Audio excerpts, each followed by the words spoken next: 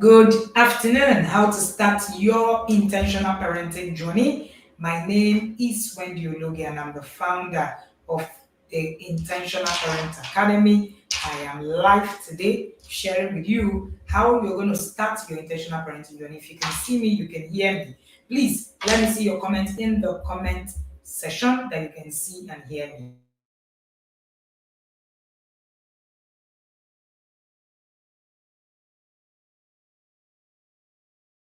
So if you can see me and you can hear me, please let me see you in the comment section.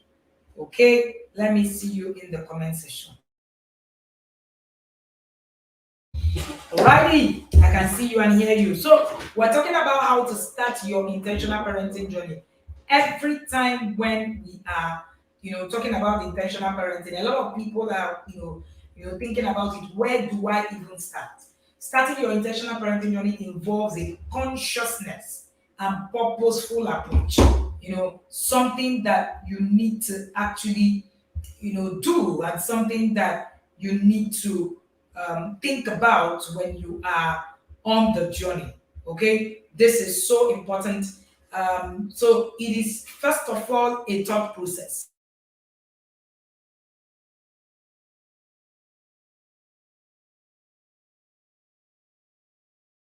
So sorry about that. All right. So something that is so important. All right, and this is a conversation that a lot of people are always thinking, where do I start from? How do I make a decision? It's about making intentional decisions. It's about making deliberate decisions, and it takes a lot of thought. Now, what values do you want to install in your children? How about how do you want to raise your children? So, quite a number of people come to me and say, I want this kind of child, I want this kind of, but there are steps to actually get you started. Number one thing that you want to look at is self reflection. Begin by reflecting on your own values, your own beliefs, your own parenting style, all right? Your own, the things that you are doing yourself. How much do you want to nurture your own growth? How much do you want to develop? Now, that's the first thing to look at, self reflection. By reflecting on your own values, you begin to ask yourself, what kind of parent do I want to be? And what are the things that are important to us? Right? Number two thing you need to think about is which part of the pressures of raising a child keeps me down? I'm going to explain. Which part of the pressures of raising a child keep me down? There's something I call the 21st century, the pressure of 21st century parenting. It is so real, all right? There's a pressure of raising a child in the 21st century. And you find out that a lot of us are plugged into this pressure, one way or the other. So, which part of this pressure is yours? So, I'm going to be sharing those pressures. 5 pressures you must give thought to. Number one pressure is that my child must be entertained always. So, there is this thing on the 21st century parenting that actually says, oh, my child needs to always watch something. I can't just leave my child there. I can't just so these are the thoughts behind the pressures. I'm going to share the pressures with you. These are the thoughts behind the pressure. I can't just just have this thing like this and all of the things that we pressure ourselves with. Now that's number one. Number two pressure is the pressure of my child must behave well all the time. Okay? The pressure of my child must behave well all the time. There's this subtle pressure about the kind of people that we're raising, how they need to be a certain way, how they need to behave a certain way, how, if they are not behaving a certain way, you're not getting it right. There is also that pressure. Do you have a thought of that pressure on your journey? All right? So let's go. Are you following me? Then there is the pressure of my child must read at age 4. My child must read at age. My child is not reading. My children are reading. So there's always this competitiveness. My child by age 1, my child is no longer wheeling on the bed. There's that pressure. So this is from someone, from me to you, someone who had a daughter who bedwetted till age 11. So, those kind of things will come. The pressure of milestones, right? That's what I call it. But this is the idea behind it. I'm showing you the result before I share the pressures with you. And then the pressure of things like my child must be homeschooled, everybody's doing it, or my child must go to secondary school at a certain age. Now, let me break down the pressure for you. Number one pressure, now these are all the thoughts behind the pressure, but the number one pressure is the pressure of time. There is this pressure of, hey, time is going. Hey, time, there's this pressure, both on the child and you. The pressure of, I don't have time, I'm doing too many jobs, and then you see parents say, I don't have time, I do this and all of that. And then the pressure of this child, the time is going. If you're 26, you can no longer get a job. There's that pressure.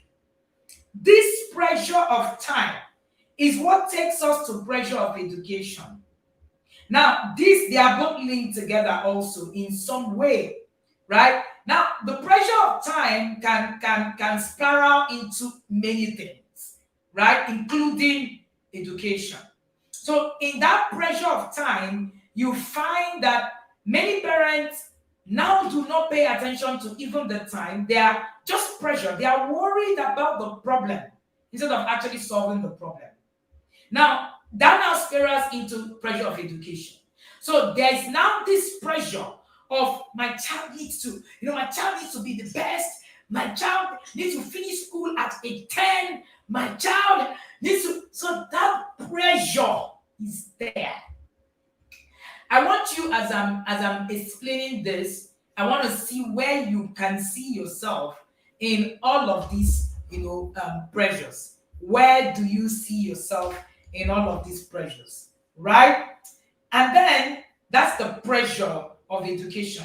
Now, if you look at what's happening, you find that this pressure has even pushed a lot of parents into malpractice. Because pressure of timeline. If my child fails WAEC, my child is going to stay at home for 2 years. Then my child will not be 20. Then my child will not meet up with his mates. Then all his mates will now get there. And then my child is too slow. And then my child will not get a job. So can you see how it spirals? It spirals into many things. And then you begin to rescue your child. You are under pressure. Under pressure. No. These children now, they're now, doing WAEC once. Why would my child, do WAEC 10 times? My child will need to go. So you are constantly under pressure. One kind of pressure or the other. The pressure of education, the pressure of time, the pressure you're worrying about. Yes, you're worrying about the result. This pressure of education is also what brings us to the point where we're hiring early lesson teachers. We're bringing people from all over. Hey, your child must do. In fact, from school to lesson teacher, the child is pressured. You are pressured because you want the child to be best. You're not looking at learning. This morning we had Mrs. Bankole Olushola, all right, and she was sharing about this same lesson thing. She was sharing about her intentional parenting, and she said if you need to put your child perpetually with a lesson teacher, it's a problem. The child isn't even learning. There's a problem with that learning. You don't teach a child how to learn with more learning. I've been saying it. A child who is struggling to learn, what you need is not more learning. So that pressure is there. My child is not performing well. When you feel the pulse of many parents and ask many parents, what are your worries? Top on the list is my child is not performing well academically. And I've said several times that academic excellence is just a fruit of intentional parenting is not the goal. Let me say that again. Academic excellence is just the fruit of intentional parenting, it's not the goal. When you make it the goal, you lose focus. You lose focus because you're going to be pressuring. I am going to have results. You're going to have seeming people say, no, I did lesson teacher. I passed all my exams. I did, and all of that. When I now break it down for them, they will see that they didn't really learn. They didn't really do well. But they thought that they were doing well. So the concept of actually putting this pressure, it's a different conversation altogether. This is not what this conversation is about. It's about you starting your intentional parenting journey. But of course, that pressure of academic excellence, and all of that, when you make it a goal, you are going to be inside this pressure of education. I know parents, their children don't rest. They come back from school. Math teacher will come.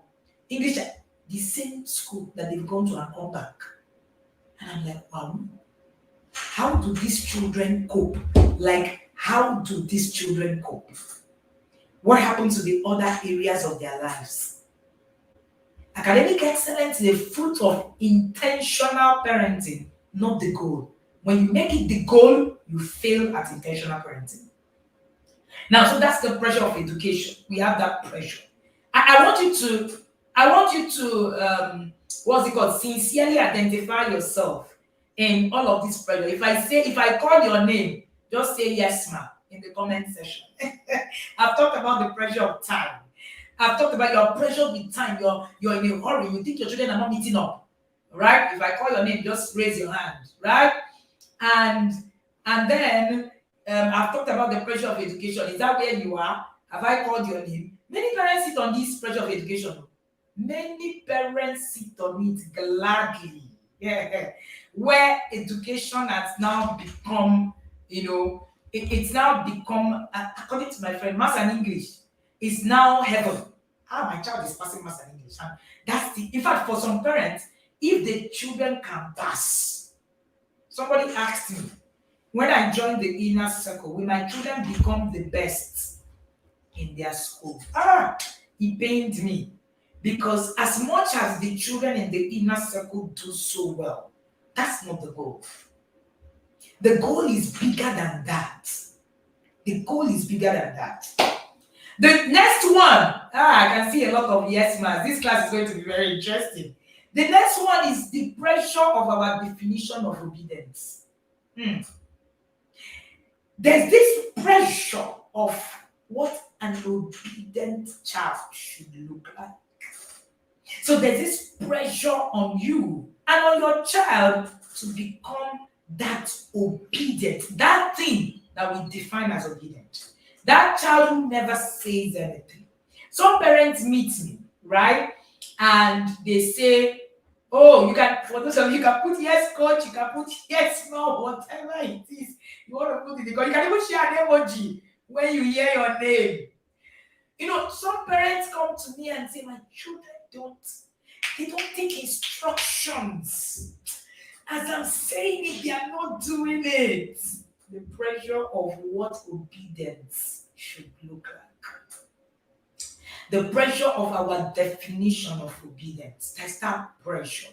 So you come and say, my children don't take instructions. My children don't just do what I say. Because you believe that that's how it is. That's how it should work. Let's go on because there's a lot of pressures and there are a lot of places you can identify yourself. Then the pressure of fun. There's this pressure of what fun should mean. In some of our homes, if your child is not watching cartoon, there's this thing. You think that your child is missing out. If your child is not on social media at 13, hey, there is something. I wish I listen that coach is saying. My child, every other child, right? Every other child is not doing that. My child is missing. Coach, it's not like that. The pressure of what fun should be. Oh, there's this thing, that the children are all doing. The entertainment. The pressure of every person have smartphone. My children don't have it. There's this pressure. Parents reach out to me and I say, take out screens, take out the record. They say, coach, the child will die. Hey, that's how the child communicates with the friends. That's how the child, there's that pressure. That's how the child, plays game online. That's how the pressure of fun. What should fun mean? The pressure of what entertainment should be. The pressure of, that's how it's working now. It's only my child that will not now have a smartphone. The kind of queries I get, someone booked a session to just ask me what I think because they want to give their 13-year-old a phone. And I said, do you want my counsel? One, do you want professional counsel? Two, or do you want me to just, look at the thing and just tell you what you want to hear? They said they want a professional, counsel. And I gave them the professional consequences of why owning a phone at that age can be damaging. And I said, let me give you my own personal counsel. And I shared with them. And they said that because the child had been looking forward to owning an iPhone since she was 9, that this would be like robbing the child of all of the weight, the fun. I said, that's it. Here you go. The pressure is here. Because the reason is that every child in her class owns an iPhone. In fact, she's the last of them all. She's just 13. So therefore, we need to succumb to this pressure. Maybe they paid me money. I gave the right answer. Well, I shared and shared and shared, and boom, 2 years down the line, these same parents came with an issue of this same child sharing nudes to her mates. And I said, so let's go back to where we're coming from. Let's go back to where we're coming from.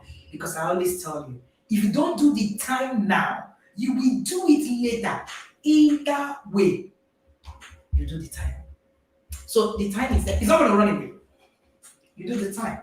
So you went and said, no, it's not a and all of that. Talk. I said, you're welcome. Now you're welcome. Maybe you still pay the money to still come and do damage control. But the need is gone, is out there. So there's that pressure. And if you do not understand what you need to do, you're going to be pressured and you're going to succumb to it. All right? So it is. So either way, they are doing the time. Yes, iPhone life achievement. So the pressure of fun, it might not even be iPhone. It might even be just a kind of clothes. So recently, my children started talking about OG and Abba. I don't know if you are in the secondary school system. You will understand what this means. OG and Abba. Abba is the fake things. OG is all of them designer. The pressure of what should be is part of the pressure of fun. Right? It's part of the pressure of fun, the pressure of what. So one of the things that we taught our children is that if you need to wear the Abba, you wear it gladly. No pressure anywhere. Wakuku know those kind of people. So it's not a problem for them. It's talk. I hear them say, talk about it. All right? Yes, Uji and Abba. If you have children in secondary school, I'm sure you must have heard things like that. Right? So the pressure is there. The pressure of who is fun, you wear the Versace's, you wear the designers, they are there. And then you're buying. You're under pressure. You're constantly, my child will not wear Abba, will not wear fake things. And then you're constantly, and then you put yourself under pressure. Because there's something that, because as far as I'm concerned, that's the show. So under the pressure of fun is entertainment, a show, it's the looks and all of that. When our children were young, I realized that our son does not need more than 3 trousers per time. All right? 3 trousers per time. You didn't need it. 3 jeans, 2 joggers, and maybe 2 shorts. because I realized that he was just outgrowing it and they didn't need anything expensive. So it wasn't an issue. It was functional. They didn't need 10 jeans because they're going to outgrow it. And so you just understand that these pressures are just man-made. You make them yourself. Now there's a pressure of perfection. Hmm. There's a pressure of perfection. Somebody said I used to take pride in Oyibo intonation acquired from cartoon. That's a good one. There's a pressure of perfection. That pressure that says, oh, my children, all right, my children need to be perfect. Why are they? So you are in church, your toddler makes, your toddler makes a noise. You are, hey, you're jittering. The pressure of I should not have a problem. And why am I having a problem? The pressure, so they call you from school and say your child has a problem. The first thing that it comes to, the first emotion is the emotion of shame. So that's the place that you walk the hall of shame. You walk, tell my children, they say, I'm not born to walk the hall of shame for nobody. I've done my shame. When it's my shame, I carry it. I'm not going to carry extra shames. It's a lot of burden as far as I'm concerned. So that pressure of my child should be perfect. Is that pressure that makes you give your child cartoon when your child is crying in public? Just say, oh yeah, hey, shh, just keep quiet. That pressure. It's the pressure of perfection that makes you, get to a point where, sorry, give me a minute. Is that pressure that makes you, to also look at, a child who has made mistake and say, me, hey, do you know that I'm ridiculous? The pressure of perfection. Let me share with you what this pressure can do, the resultant effect. 2 years ago, in fact, it's been 2 years and many people are coming back, with doing the time. 2 years ago, I met a particular parent who came and said, oh, my child has an issue, watching porn, what do we do? As usual, I gave my expert opinion professionally and said, this is what you should be doing, right? This is what you should be doing in this time. And she left that place and decided, you know what? This thing that she said, she paid me for the session, it's fine. But she went and said, this thing that she said, I'm a Christian. My children should be perfect. I'm going to pray the Holy Spirit will help her and nothing will happen. And I've heard her mention in our classes about media plan. I'm just going to create it and then leave her with the phone and my child will be fine. 2 years down the line, the same girl was found in a place that you can't comprehend. We're back. One of the recommendations 2 years ago was join the academy, the inner circle. You do not have skills for parenting. She said 2 years ago she just felt nobody's going to teach me. But 2 years down the line, we're here sobbing, and we're right inside the academy. The truth is, there is always the time. So what happened that 2 years ago was this thing. There's how can I just walk? Just believe that my children have issues. So the pressure of perfection takes you to the place where you think your children should never have issues, and when they do, you live in denial. That's actually the most critical thing. When your children now eventually have issues, you live in denial because you've projected perfection. You are constantly running yourself over with perfection. So your child now does something, you're like, no. No, the devil has come for me and all of that. And then, just pray. Of course, my people will say, what is crying will be crying. So when you do not deal with the issue, then it just stays there. Another extreme, one is A child does something, and you are scared. A parent was telling me that they wanted to expel her child, and she was, begging that they reduce suspension, that they've already beaten the child, they should just suspend the child. We do that very often, all right? We do that very often. And you find out that these children are constantly, you do that constantly, because you just, they say there's something that you're seeing. I don't know what it is. So there's number one, you're looking at shame. So you're like, I need to be perfect, you know, um, I need to do this, I need to do that, I need to do that, and then you do things that will ruin the child. Now you're taking away consequence of a child's action, and then you say, oh, I'm begging for them to suspend the child. And then now the child is not going to look at it. My parents are going to rescue me if anything go wrong.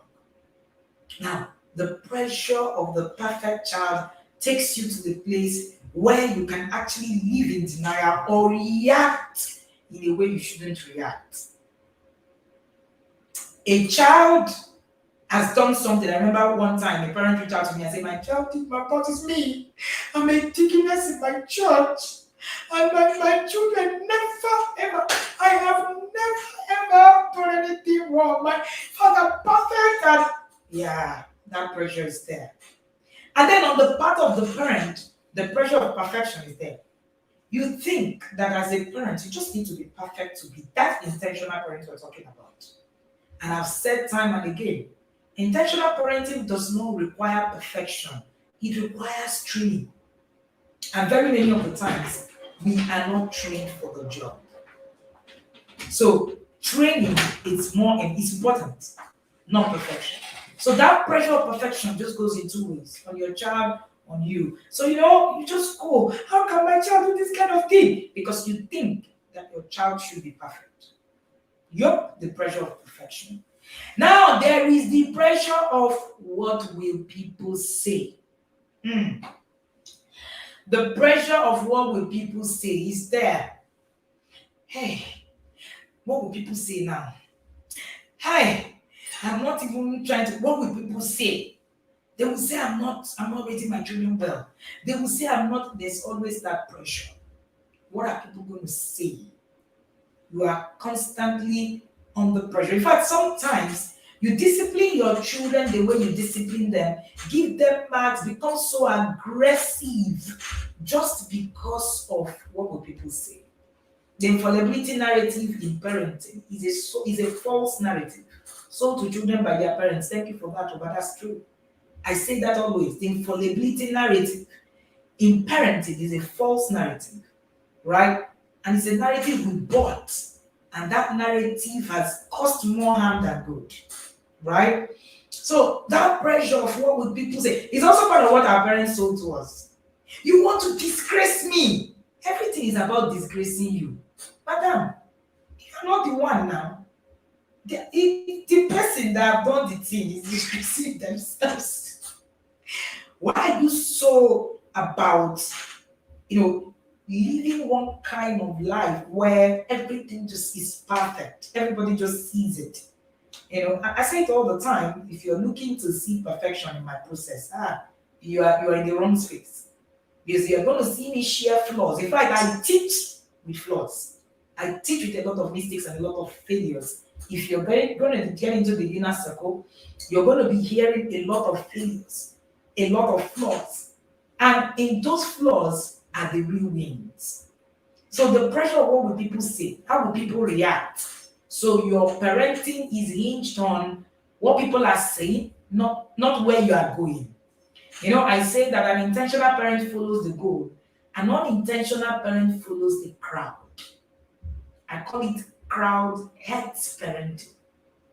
Hey, all of us are going to school from primary 4. Whoom, you go. Hey, all of my mates are going to school from primary 5. Hey, we go. When I got into primary school, actually got into primary school, you heard the proprietor sharing this morning. And the proprietor said, oh, They also do double promotion. Children, a lot of their children live from five. As if that was supposed to excite me. I said, I'm not excited. I'm not excited at all. I want my children to go through the process. She was looking at me like, are you joking? This is the very first parent who comes here and talks about the children. People say everybody will go. In fact, they told me that everybody will go by primary five. It will just be only the twins. I said, it's fine. We're okay. Very okay. We're all right. By the time the children were entering Jesus 1, they were almost 12 and they were perfect. In fact, I love it. No head thing. But the interesting thing, we rebuilt the curriculum of the school and shared with them how many children stayed in grade 5, grade 6. Parents didn't want to keep their children. Children were the ones going and saying, we are not going to secondary school, we're staying. Children were the ones advocating that they do the process. Because the twins understood the process so well that when you bring the pressure for them, they do like this and tell you that, hey, you're the one on the wrong route, not us. So their pressure was pressuring the people. They become the pressuree, like Atetima would say. Not the pressure. They became the people who are the pressurer. So they pressure them with what it is that they know. So you need to look at that. Then there's also the pressure of vices, media. The pressure of media is a big deal. All right? The pressure of media is a big deal. There's a pressure of, my children need to, my children need to be, hearing this kind of songs. The pressure of media. Everybody watching it in their house. Everybody watching Big Brother. Oh, children, there's that pressure. The pressure of drugs and sex. That one coming from, to the teenagers. And you know what? The parents are also exhibiting these pressures. It also goes into those vices. The pressure of how to dress. Somebody told me that her sister-in-law, there was a problem in the family. What was the problem? That she was dressing her children too decently. She needed to wear them bomb shorts, needed to wear them, top, that she should not just come and SU the children. That made me laugh. SU the children. I'm like, there's something like that. So there's that pressure. Your child is not wearing rugged jeans. Why my child is wearing? There's that pressure. That whole pressure thing of, there's a way we need to look. There are other children are looking that way. This also goes into the pressure of media, the pressure of what you present, right, to the world.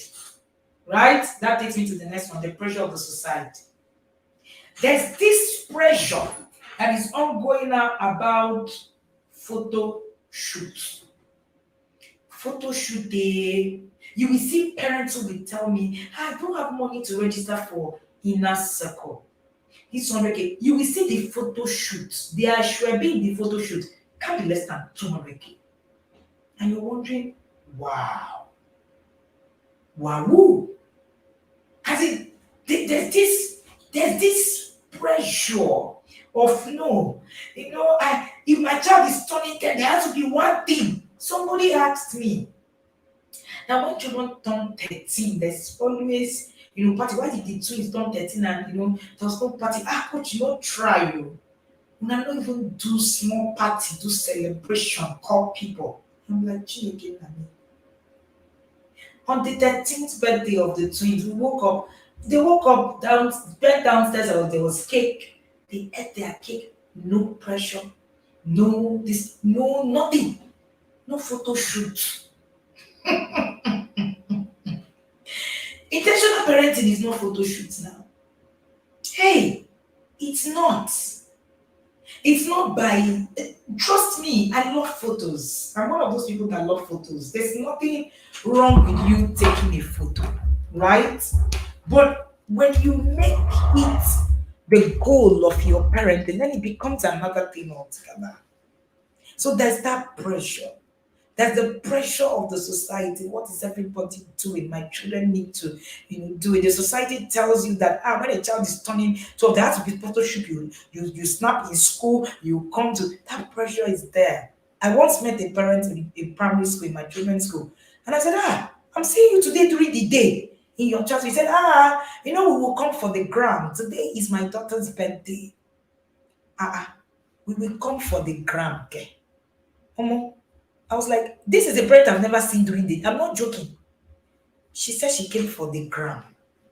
She came to take pictures for Instagram. That is her daughter's birthday. The pressure. That pressure of somebody who is asking about the inner circle. The details of the inner circle is right on my screen, and it's online because it cuts across different nations of the earth. So that pressure of the society, that pressure of all of that thing they show. So the society has a lot. So right now, the pressure of the society is also part of what is making people go through the pressure of education.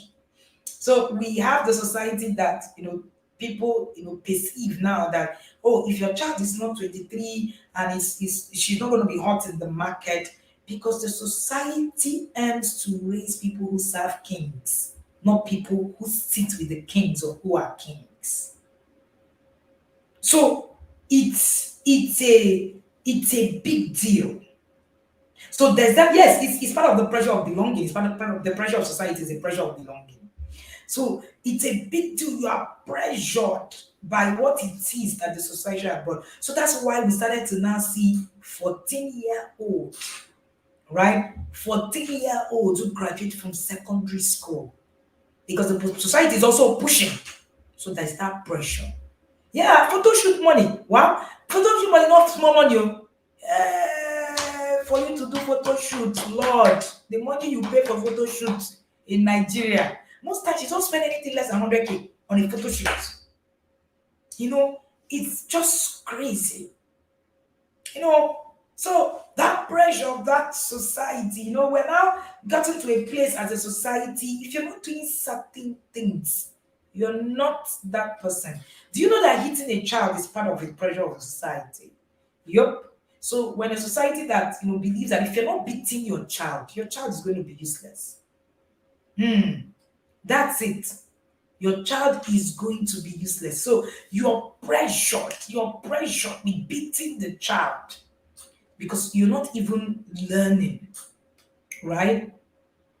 So you're just constantly living under pressure. So the pressure of the society runs you into that, because we have a society that has some kind of templates that worries me. Like I said, the template that raises slaves instead of kings. That's what we run as a society. And if you must get out of that template that raises slaves instead of kings, then you must run an intentional scripting. An intentional scripting. Just think about it. So I wrote something on my timeline. And this yesterday when I watched the movie that Kula Funayo did, and I was sharing about my own review and perception. And I said in that review that there's a template of money is evil that is still running in our society, and we're still running it without knowing. And somebody said, it doesn't matter. And then in that movie, you see that the white man had an idea of what abundance means. Subtle, but there. Now, I wrote it and somebody said, it's not the same. Puff Daddy, did the same, said more money, more wahala, and the recording sold. I said, look at us. We actually think that we can compare ourselves with developed nations. We do not know that there is an intentional scripting. There's an intentional scripting that we need to do as a nation who is developing. But comparing ourselves with America, we're far. I saw that thing and I just smiled. Like, are you for real? So that's where we are. We are a society that believe money is evil. We're a society that want to raise people who will serve the kings and not people who will become kings. So that pressure of the society is there. And if you don't do intentional scripting, then you're going to raise your child the same way. So I see many of us, that's what we know. We know how to serve kings. We don't know how to become kings. We don't know how to sit at the table, with kings. No, we don't. So we get excited. Oh, my child is going to come out at 23 and get a job. That's the scripting. That's part of the pressure. That's part of the pressure. And this is so, so key in the things that we're doing. So there are different kind of pressures. I remember those talking about hitting children. I remember when I started intentional parenting and I would share about not hitting children. People came for me on social media. And let's see how your children will become. They will be badly behaved. That's the pressure. That's what the society tells you. That's what you believe. That's the scripting that we have. So they told me all sorts of, they'll be badly behaved. They are not going to be good children. They are not going to and all of that. You can succumb to those pressures if you do not have a goal. Many years down the line, almost 10 years down the line, my children will start in school and be noticed as best behaved. So I'm not even intrigued about that. That's not even why I'm raising my children the way I'm raising them. All right, because those are what sometimes it's not a problem for me. It's more about a template that can give your child the ability to sit as a king, not serve kings. So the template of intentional parenting, right? The template of intentional parenting is about raising kings who become kings and people who sit with kings and not people who serve kings. So the society has that template. And if you're going to run unintentionally, you're running that script already. You are. The script of my children need to be, when they are 23, they get a job. You are telling us not to allow our children go to school from grade 5. What are you saying? You're telling us not to allow our children go to school from grade 4. Yes, you're running this scripting. Because that's what you know. That's what your program, that's what the society have programmed us. So we are scripted that way. Intentional parenting is scripted differently without the pressures. And then there's also the pressure of validation. The pressure that where you want somebody to say, yes, you're doing it.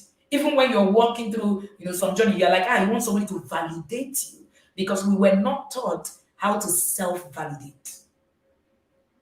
How to self-validate. I know when I was watching that, back to that movie again, I was watching it and I saw how they wanted to put, being cooked with the sense of abundance, joined together. We don't understand scripting. We don't understand programming. We don't understand it. If we understand programming and scripting, there are some movies we will not do at the stage where we are as a nation. Not because you can't do such movies. As a developed nation, you can. Go and study how Singapore went from poverty to a first world country, from third world country. And that was part of what Singapore did. Singapore used everything, media, entertainment, in the place where they were as a nation. There was no room for any kind of media to surface. There was no room. Right now, they can, decide to do anything. Go and study China. How did China go from the back of being a nation where people were saying all your products are fake to a nation where everything you use today is made in China? Go and study nations. Nation building is not cheap talk. Nation building is intentional scripting. And if we don't understand this intentional scripting, we're going to just carry what is happening now. After all, they do it in America, and then you come and do it here. You don't understand where you are as a nation. There are some entertainments that should not happen in our nation at the place where we are. But it's happening because we don't understand that you need to script whatever it is to make a change. Intentional scripting is a whole new ballgame. And if you are going to also, somebody's asking what's the name of the movie. It's a movie by Kula Fanaya. I can't remember the name. And if you, so I watch movies and I watch movies with more intent. I don't just watch a movie. I'm looking at everything. The central message, right? The central message in that movie is an error for where we are as a nation. Until we understand these things, then some of the things that we share on intentional parenting journey becomes like just talk. There is a scripting, there is a program, and if we don't run it, we're going to just be like every other person. So if you are, right, yes, it's a new movie. If you are a parent that is on your journey and you're thinking, how do I start the intentional parenting journey? And you're still feeling all of these pressures, there's something wrong with your journey. Unfortunately, these pressures can suck the joy of contentment, the joy of simplicity, the joy of sweetness out of raising children that you are blessed with. Raising a child is hard. You need to choose your heart. When you now choose the hardness of these pressures, then you are going to, right? Yes, it is. Thank you, Mrs. Notch. You are going to raise children who will serve kings and not children who will sit at the table with kings. How do I overcome these pressures? We're running late. Number one, we must recognize the areas we're putting ourselves under pressure out of pride. Look at all of these pressures. Many of them is done out of pride. That's it. Most pressure we face is a result of pride. You love your children, right? You love your children, but love is not enough. Because beneath some of the choices we make, the pressures we give into, without putting a thought into them, they are driven by how it will reflect on us, not on the child. Think about it. They are driven by how it reflects on the child. All right? Number one thing that you need to do, you need to evaluate who you want to raise. Evaluate the goals that you have, your values. That's why you can't even be in the inner circle and you are in the place where you are carrying shame, you're looking at what people say, you're looking at, you would walk, the journey will walk you out of this pressure seamlessly. Seamlessly. It will make you understand that your journey is unique. And you'll be able to embrace the uniqueness of your journey wholeheartedly and begin to see its impact. All right? And you begin to evaluate your priorities. Your priorities will move from, I want my children to be able to buy shawarma and I want to buy wig, to I want to buy wings for my children to fly, according to Ojebuka. Sell your wigs and buy wings for yourself to fly safe. Because you need to fly. So the next thing you want to do is get more knowledge. It liberates you. The moment you get more knowledge, there's a liberation it does you. So if my child is crying at the airport, for instance, I'm wailing and screaming, I'm not going to be perturbed. You see that pressure of the society looking at you, telling you that you're not raising your children well. Nothing. I'm not going to be there. All right. So it liberates you.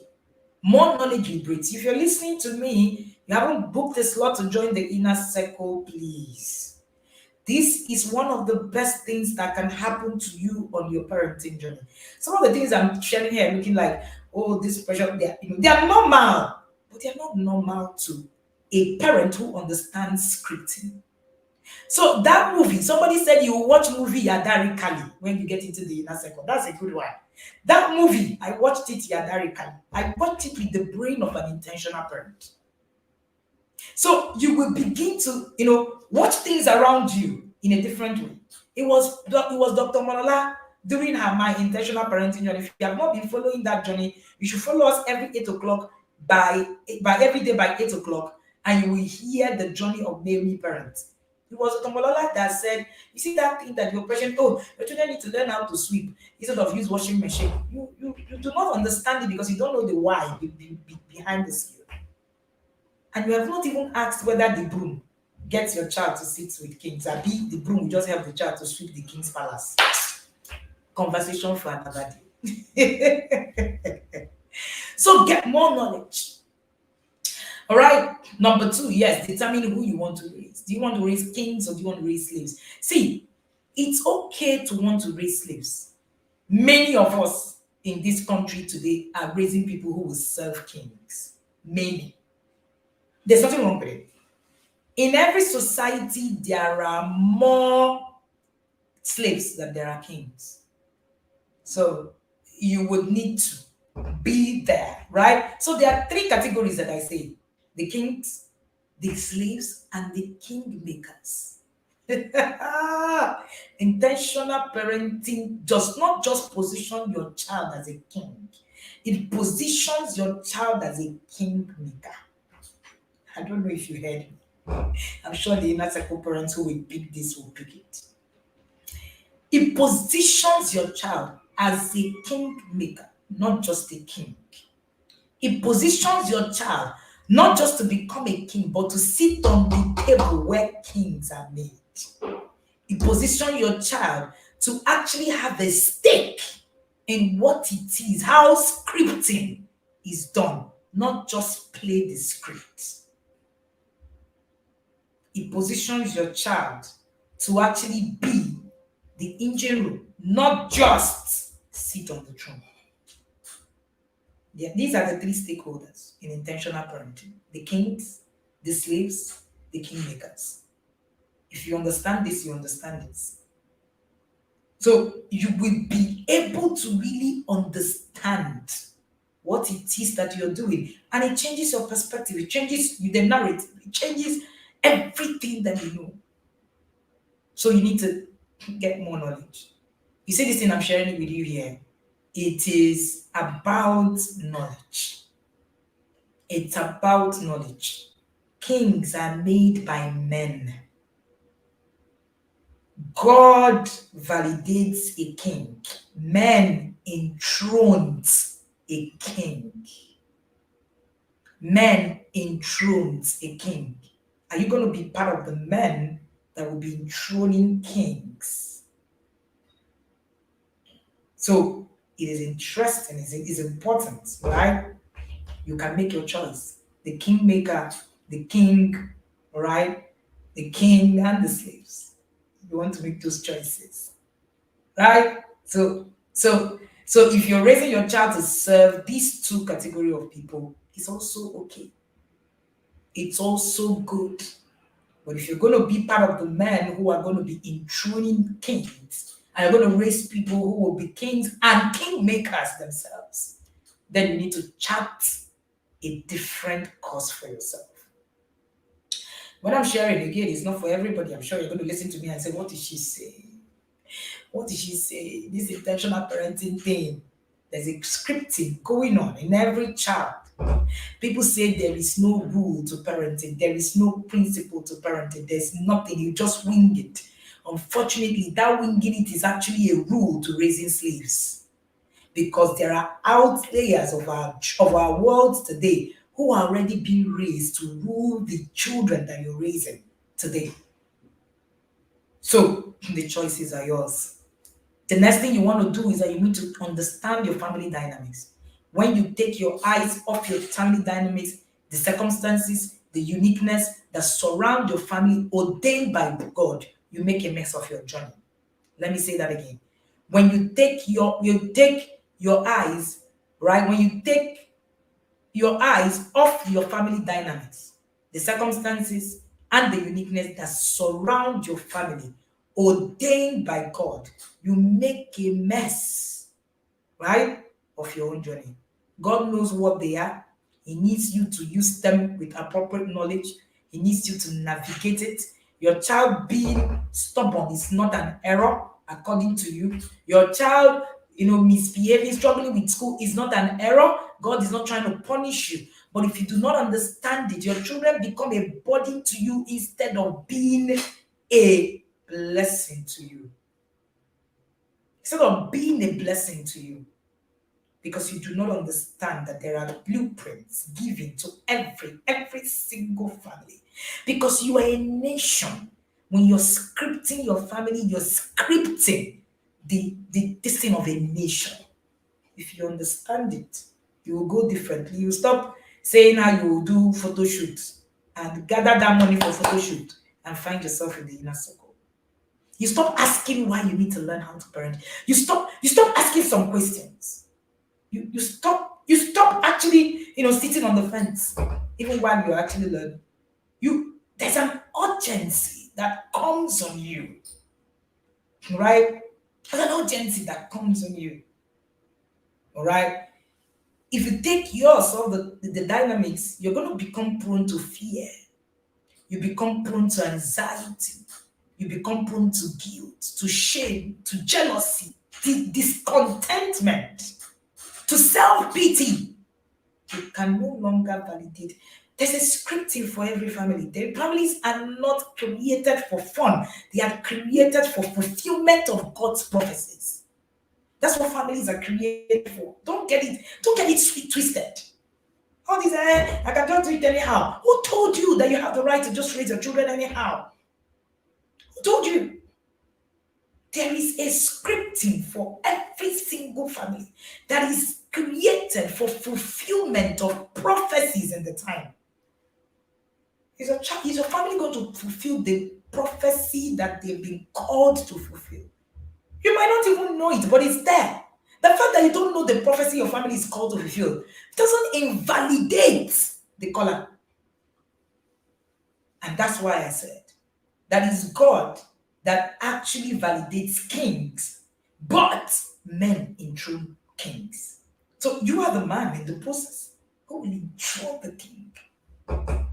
So if that fulfillment is created, right?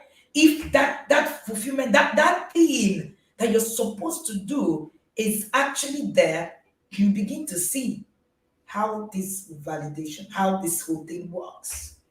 So whether you know it or you don't know it, whether you believe it or you don't believe it, your family is called for a fulfillment of a prophecy. You don't need to know it.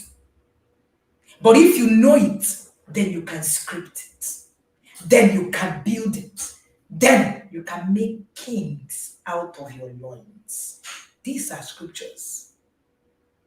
These are scriptures. I'm not quoting anything outside of the scripture. And I'm not even teaching you things that are left on the internet right now. I'm teaching you things that can script your life forever. So if you understand that there is a prophecy on this family, then you stop to trivialize what it is that you have. You stop to trivialize your process. You stop to trivialize the things that you're doing. You stop to trivialize, hey, what are they even saying? What are they even? Your family is called to fulfill a prophecy. Do you know it? Can you script it? Can you make kings? Can kings actually come out of your loins? If God is believing that you're supposed to bring out kings, it means that there's a prophecy in you, in the family. And if you don't see it, like I always say, your children become a burden instead of a blessing. Which will your children become? A burden or a blessing? And God can enthrone these kings.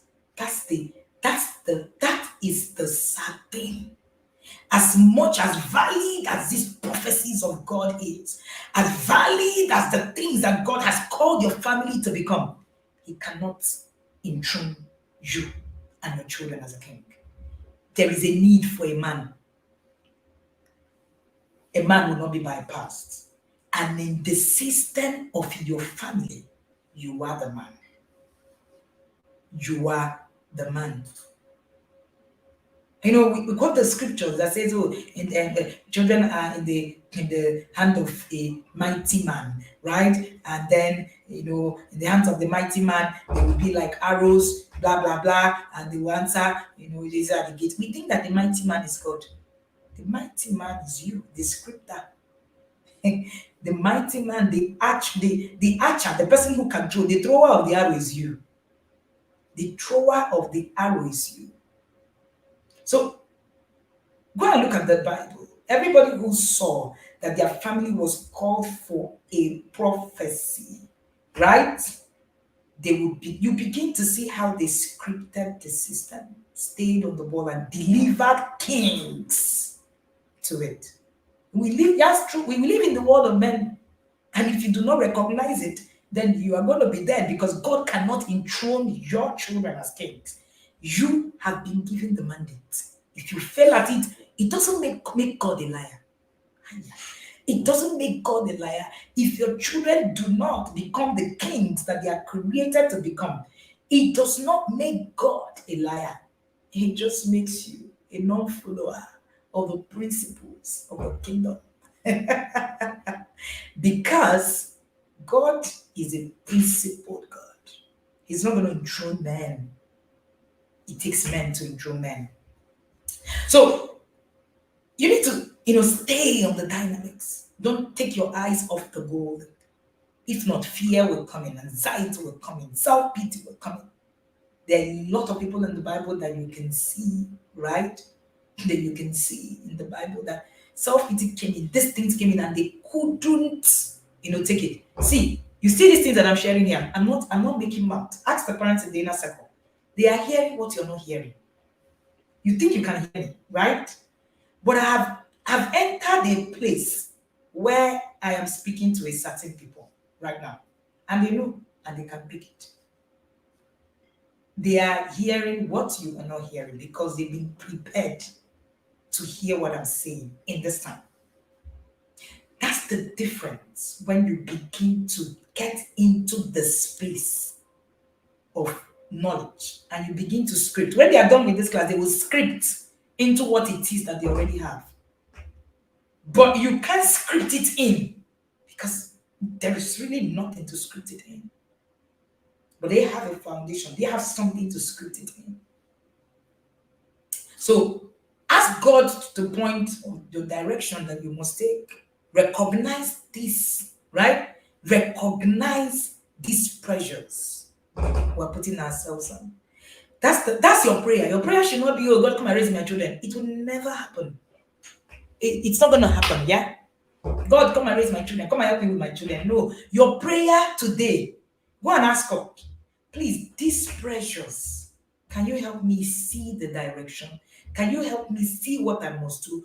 Can you help me, right? Can you help me see that I'm putting myself on pressure? What do I do? That's the prayer you need. So some of the prayers that we pray, last week I was talking about collapsing of years, and I was sharing it over the weekend at Port Harcourt, the Port Harcourt church. Shout out to the Baptist church. And I said we pray some prayers that it doesn't. God can do it, but He won't do it because He's a principled God. So you say, oh God, collapse my years. You're 60. You want to play football, professional football. You're 60. You're asking for collapse of years. It can't happen. It cannot happen. So, if there's nothing you heard today, you understand that you need to look at these pressures for you to even begin to start that journey. Evaluate where you are and begin to look at your journey differently. And I told you, the inner circle helps you to give you insight into what I'm talking about. To actually give you that script. There is a script. There is a script. There is a manual by the manufacturer of the manual. There is a script, there is a scripting that is happening. Whether you are using a template created or one that is not well created, you're scripting. And recently I said that there are no untrained children. There are only children who are trained using different scripting. So it's the scripting that determines the training that it gives. So every child is trained. So when you say, oh, this child is untrained, what's that? Every child is trained. It's just the scripting that was given at a time. What scripting, right? What scripting are we scripting into it? So it's not whether the child is not trained. No. These children are trained. They say, no. You're just scripting. You're just scripting what you have. So that you don't also, script anything that you just see. Biko, get into the academy. So that you also do not come out tomorrow and say, God, you said there's a prophecy of fulfillment of my family. God cannot help you fulfill the promise. It cannot help you to fulfill the prophecy. You need the scripting to enthrone the kings. And that's why he told Abraham, he said, I know that you will instruct your children. He did not say, I know that I will help you raise your children. I will help you instruct your children. And anytime you quote that scripture, it breaks my heart. My children shall be taught of the Lord. He did not say, my children shall be taught by the Lord. He said, my children shall be taught of the Lord. Who will teach them? Is it the Lord? Let's stop reading this scripture. In fact, when you get into the academy, even reading scriptures, you read it differently. Let's stop reading this scripture like we want to become a burden to God. He has given us a brain. He has given us a brain. So this is so key on your journey. If you want to start your intentional parenting journey, this is the time to start. You can be listening to me and you hear me, you say, what is she saying? Trust me. There is always time that you will do. Is it that you do the time now or you do it tomorrow? Either way, you do the time. I've done this for too long to know that you will do the time. I know that thing you're hearing now, you're saying, what is she saying? I'm a prayer warrior, my children are already too well and all of that. In fact, the inner circle is not just for you if you're struggling, it is for people who are doing well. Trust me, and when you get into there, you begin to realize that what you even call obedience, that's Kelek. And you'll be asking yourself things like, where have I been? So come and consolidate on the things that you're doing. Come and get in to actually begin to see things differently. Trust me, men enthrone men. And there are things, right? There are people who are called in every dispensation for enthronement. Every dispensation. So sometimes you're just looking at it and you are not looking at, this as I say that parenting has now become an impact journey.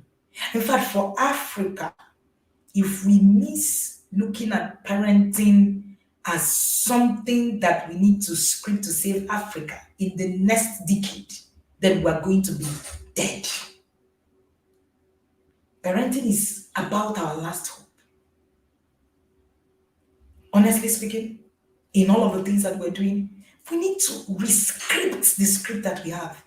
That script that you got from your parents, that script that you were trained with, that script, there's something wrong with that script. Because that script is making us serve kings. It is not enthroning us as kings.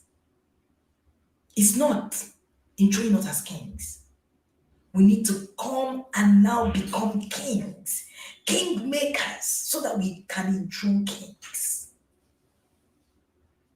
I keep saying that in the training of children, there are three stakeholders: the kingmakers, the kings, and the slaves. You want to decide which you're going to play. You can either raise your children to become kings, or become kingmakers, or become slaves. The choices are yours. All right? I'm not going to say more than this, but I'm sure that this has been that session where you can sit down and think again and understand that it's not a call for my family, it's a call for your family. So when you're sitting, I'm sure you're thinking, so we'll just pay this amount. I will just come and sit down. There is always something to sacrifice, and there's always a price to pay. The Bible says, buy the truth and sell it not. We're reading the Raising the Independent Thinking chapter. And one of the things I wrote was about the foolish virgin and the wise virgin. And I keep saying that the conversation in parenting today is not about righteousness and sin. It's about foolishness and wisdom. And if you can get this, then it changes what you think about parenting. When the wise ones went and bought the oil, they asked them, please, can you give me some? And what they told the foolish ones was, go and buy. You can't transfer these things. It's not even by your friend being in the inner circle.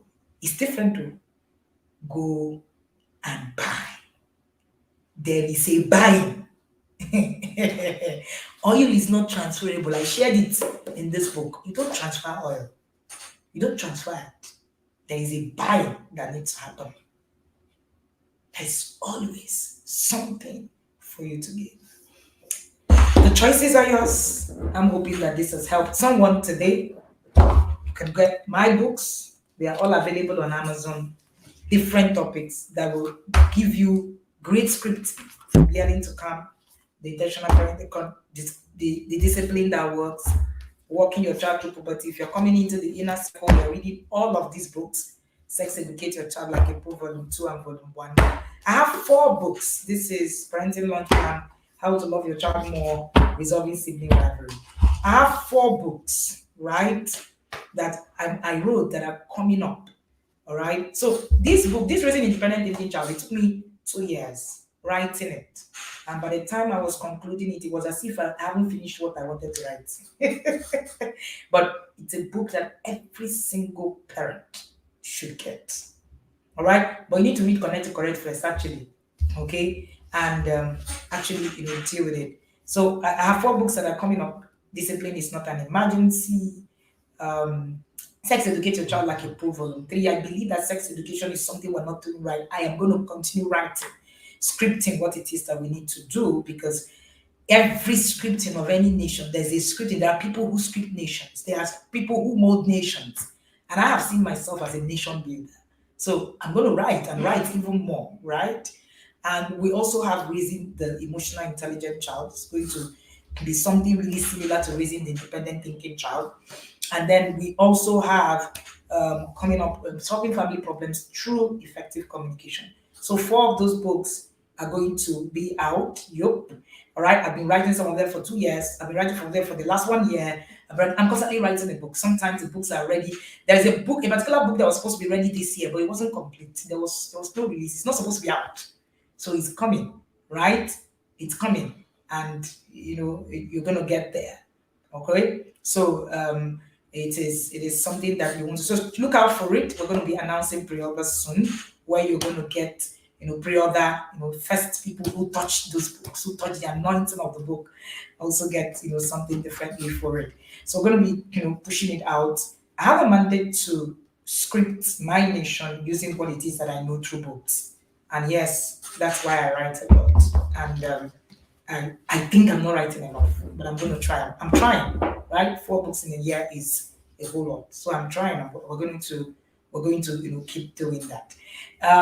Mr. Bayo, Mr. Bola, I see you, Bola Adeyomo. Is this Mr. Bayo? Okay, no, this Bola Adeyomo. Thank you so much for joining me. If this was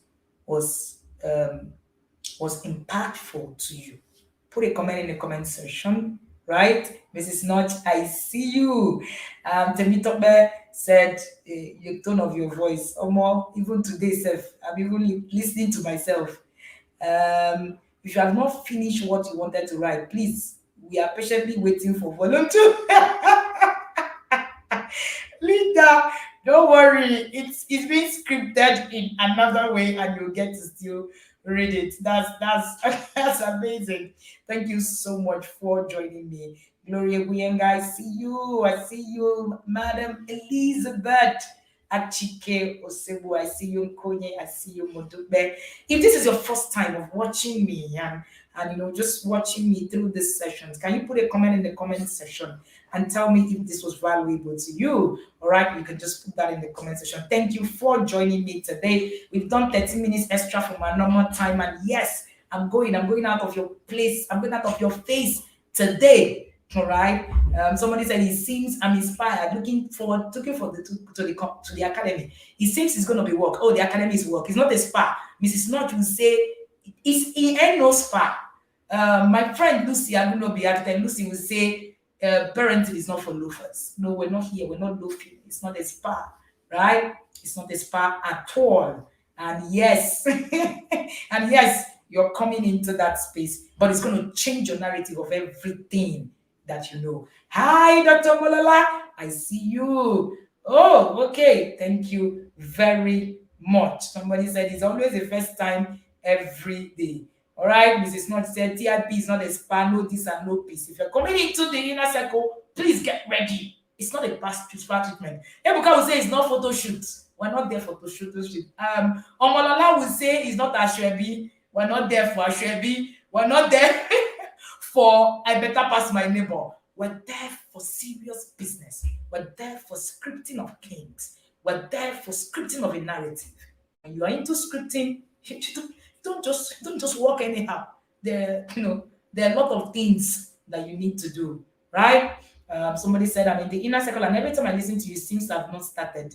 Carries, of course, that is it. Thank you so much, and do have an amazing day. Don't forget that the slot for the inner circle is almost out of our hands. We already started onboarding. We have two cohorts that have been onboarded, complete payment, registered, and they onboarded already. So get it now so that you're not going to be rushing, or you're not going to come to a place where we're telling you that there is no space again. You wait for 2024, right? Against 2025. And yes, we do it. We only take people once a year.